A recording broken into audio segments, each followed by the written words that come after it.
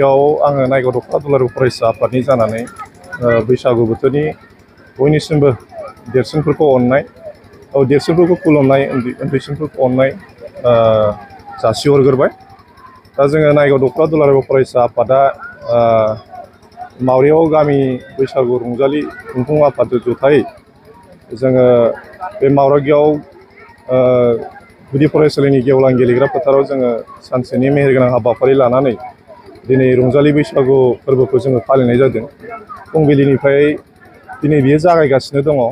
दा हाबाफारि बायदियै बेयाव दङ जा फुंबिलिनि समाव दुलाराय फरायसा आफादनि फिरफिला उरायहोनाय, लोगोसे गोजोन खौसेथिखौ हास्थायनानै बेयाव जोङो गुफुर गाबनि फिरफिला उरायहोनाय हाबाफारि लानाय जादों। लोगोसेयैनो बेयाव जोङो गोबांथार बेयाव हाबाफारि लानाय जादों। जा गेवलां रंजालि बैसागु मोनसे रंजानाय एबा फोरबो बरायनाय हाबाफारि। दा बेयावनो जोंजोंनो बेयाव बाहागो लाफैदों दुलाराय फरायसा आफादनि लोगो आफादगिरि खोरोमदाव औवारि सार बिथाङा।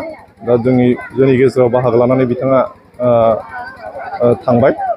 दा बेजोंनो बे हाबाफारिजोंनो जोङो बेयाव देरसिनफोरखौ मान होनाय आरो उन्दैसिनफोरखौ अननाय खुलुमनाय जोङो हाबाफारि लानाय जादों।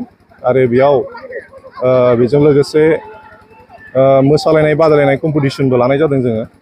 आरो बेयाव दङ दुरुं बोलायनाय हाबाफारि दङ।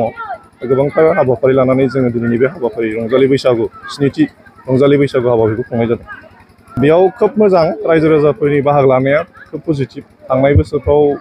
थांनाय बोसोरनिफ्राय देग्लाय बांसिन बाहागो लानायखौ जों नुनो मोनदों।